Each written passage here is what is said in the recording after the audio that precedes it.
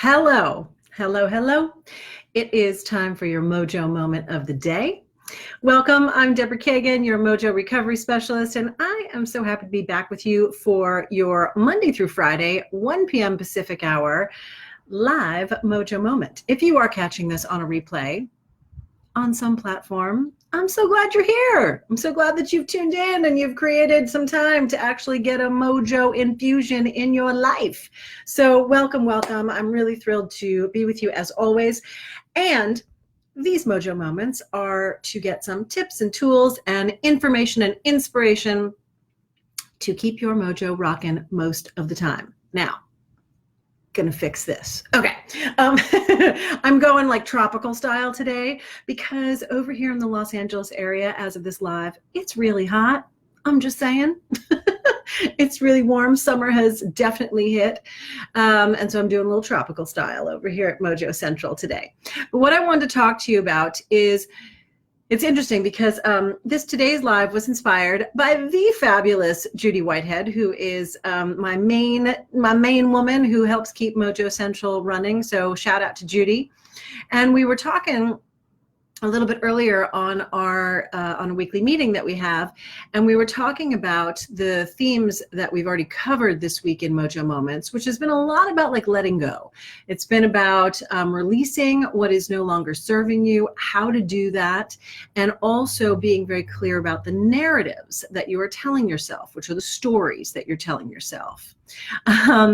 And when you do purge, whether it's a physical purge or like, within your own body, or if you are doing a purge of your space, right? Particularly your home. For those of you that are not aware, the fourth pillar in the Mojo system is all about the oasis, which is your environment. And when we purge, right, whether it's again from our own bodies or if we are from our psyche, our emotional makeup, our psychological, emotional, physical, or actual environment space, you literally create a space, right? And you create an opening, and you create a possibility, and you create this new container for something. Now the question is, what are you going to fill that new container with? And this is where the piece of, it's super, super important. Because let me tell you something, that space will get filled. 100%. That space is getting filled, whether you're conscious of it or not. But the Mojo way, right, to utilize that space is to consciously fill it with what you are choosing to create in your life, like from this moment forward. Because when you don't consciously create, that space will get filled up with the past. Now, you say, well, how do you know it's going to get filled up with the past? I've lived long enough and I've experienced it enough in my own life to know, and I've also seen it in many other people. But just again, in terms of science and universe and actual, when we're just really looking at the physics of things, wherever there's a vacuum, it is going to get filled. And a vacuum is a space, right? So that space that you create particularly when you're consciously letting go of something. Yesterday's live, number 105, Mojo Moment, taught you a way of how to let go of something that is toxic, right, to you, whether it's a person, a relationship, and it taught you a technique of how to do that. Now, once you've done that, there's the next step, right, which is what we're talking about today. So what are you going to create? What are you going to fill that space with? And if you're saying, okay, well, I intend to create a great relationship, but Deborah, that person isn't in my life yet. Okay, so how am I supposed to fill that space? Well, guess what? You are in a relationship with you. And I'm always talking about this, particularly at the Rock Your Mojo Women's Weekend, which the next one the last one, if you didn't know, is coming up in October of this year. So get your tickets to that. But I talk about this a lot at the weekend, which is like, hey, date yourself, romance yourself, love yourself up, treat yourself the way that you desire to be treated.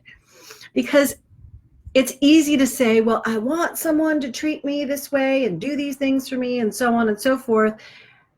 And then you go, oh, but it never happens. My question is, though, when have you treated yourself that way?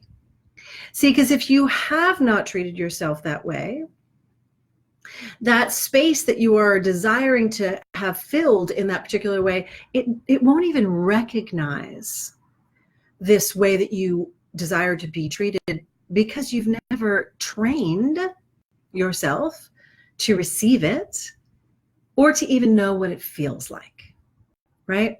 They say, like, they, you know, the grand they, but they do say that, hey, if you don't see it, then how are you ever going to believe it? If you don't see it, how are you going to create it? And, you know, you do need to have some kind of an example of what you are looking to create in your life. So let's just keep on topic here about like filling this space. And once you've created the space, you know, filling it with your desire. So there are many ways that you, of course, can give yourself what you're desiring, even when the ultimate, the big desire will probably include other people or other places or other types of material things, right? But you begin to fill that space that you've just made, whether it's physically in your home or in your office, or emotionally and psychologically in your own system, you know, your mojo. You begin to think the thoughts that fill that space with what you desire. You get very clear on your feelings, right? Because those feelings, those emotions will fuel the thoughts that you think. And when you stay in a mojo mindset, those thoughts you think will then become actions you take. And those actions you take will ultimately create your desire. So anytime you let something go, really remember, you've now created an opening. There's a portal. There's a space there. And it's very, very important to be conscious of what you are going to fill that space with. And that is up to you, my friend. All right.